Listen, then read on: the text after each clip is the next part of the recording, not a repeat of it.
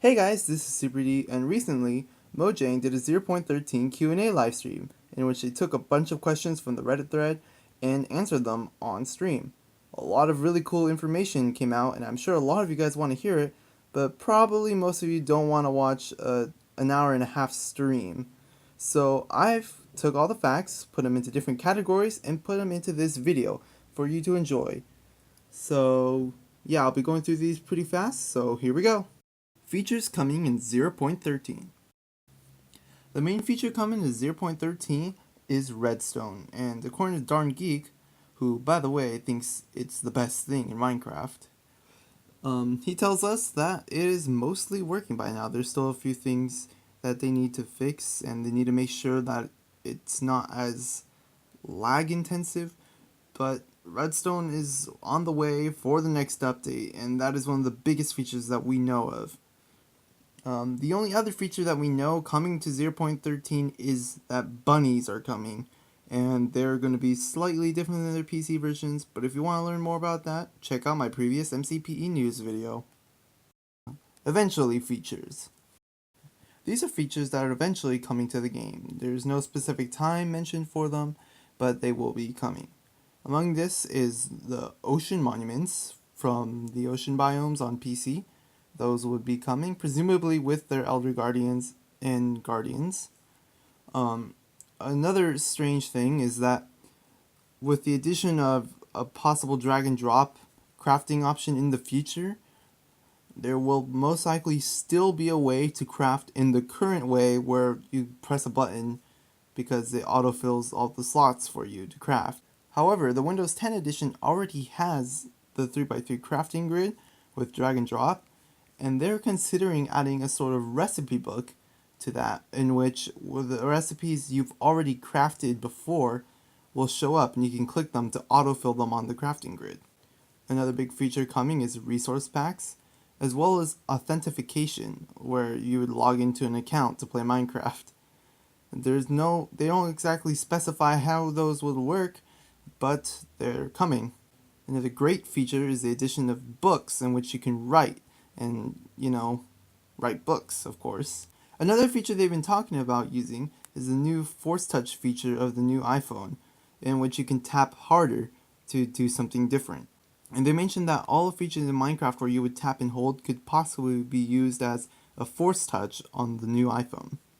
The Wither is another big feature that is supposed to be coming, as well as the confirmation that Ender Pearls will come in the game, but only when the end comes.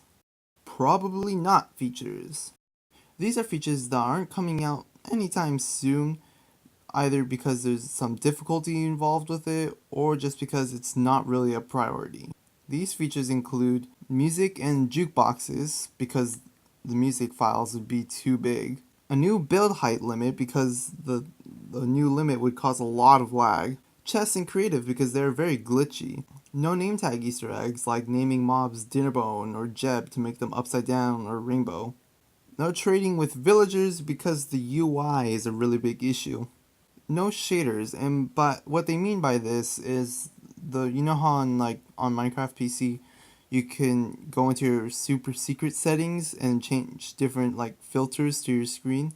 Those are what they're talking about. Those aren't necessarily coming anytime soon.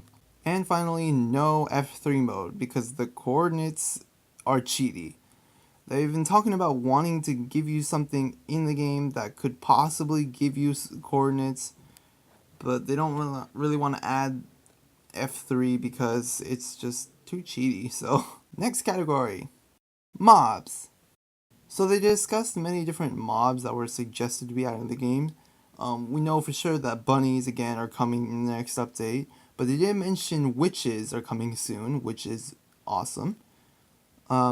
Someone asked if there could be llamas in the game, and Jeb actually kind of found it funny, and he thought of possibly having just using the sheep and giving it a long neck and have it spawn in the extreme hills biomes. So I would be looking forward to that because llamas are funny. Of course, there are a few mobs that people suggested that just got turned down. So don't be looking forward to monkeys, penguins, wizards or programmable robots anytime soon. And the last mob I want to talk about is honestly kind of troll on Mojang's part. And this mob is horses. The horses are supposed to be finished already, except the problem is they don't really have a good UI interface for riding them. So they're done but not done. So they're not coming soon just because of the UI problems. That's honestly really trollish. Miscellaneous features. These are features that the developers are really interested in, but aren't necessarily sure of how they would go about adding them. These include the PC crossplay, in which you would be able to play with PC players on Pocket Edition and pretty much have almost any version of the game play together. Eventually, that's what they want to do, have everyone on any version of Minecraft play together, but from what they say, it's not going to be for a long time and they have no idea of how they're going to be able to do that. Another big feature is adding a mod API to Minecraft Pocket Edition. They want to be able, just like the PC crossplay, they want you to be able to mod every version of Minecraft, but for mobile devices, they have no idea of how they would do it. Tommaso still is really interested in adding those underground biomes or like giant big caves and whatnot. So those could be a possibility in the future. Another feature that they seemed to like was cameras, where you'd be able to take a snapshot, and they even suggested that they could use cameras with the upcoming VR mode feature that is going to be used in the Oculus Rift version of Minecraft, but would technically be in Pocket Edition as well. So, yeah, cameras could be coming to the game again. In my opinion, one of the coolest features they discuss is the dream dimension, in which you would go to sleep in a bed and possibly wake up in the dream dimension. And it's a feature they seem to like, but they don't know what the dream dimension would actually do, what it would be useful for. So it's kind of just an idea right now. Other things. These are just other things that have been mentioned in the stream. Um, so one of these things is support for old devices. Like people have asked, like, are they ever gonna drop old devices because they're worried about that? And the devs are really trying. They don't see any reason to have to drop any old devices, and they will try as hard as they can to keep the old players playing. Um, you know, so like how there's the old worlds for phones that don't have as much processing. That's one of those things where they're still gonna try to keep support for older devices.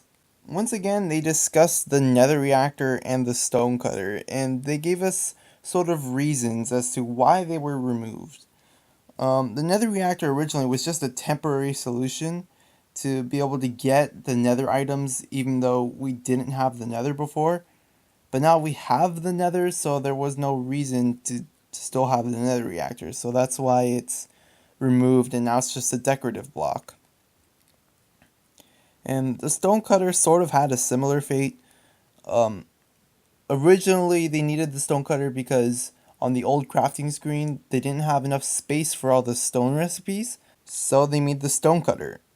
But then with the new format where you see the crafting grid and all the recipes show up when you can craft them, they didn't necessarily need it anymore. So they were stuck on trying to figure out what to do with the stone cutter because it was confusing to new players who didn't understand why they couldn't craft things in the crafting table, and because they didn't know they needed the stone cutter.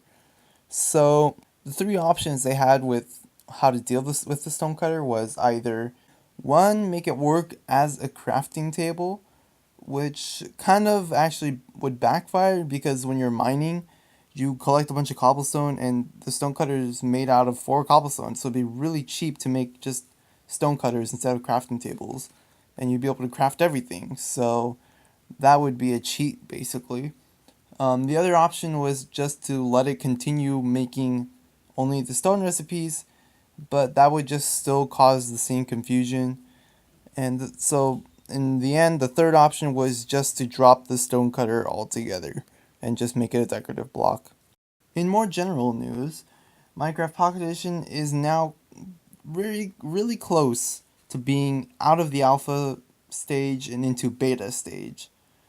So didn't really talk too much about that, but now that all our features are piling up, they're saying we're pretty close to being beta. So yeah, Pocket Edition is moving along. That's about it for everything discussed in the stream. Of course, I didn't discuss everything just because I wanted to keep this video short and simple so that you don't have to watch a very long video. But either way, if you stick all the way, thank you guys so much for watching. Hope you guys did enjoy this video. Hope you guys did learn something. And please comment down below what you're most excited about for the next update. Hope this video was useful to you people. And yeah, we're about done here. Goodbye, guys.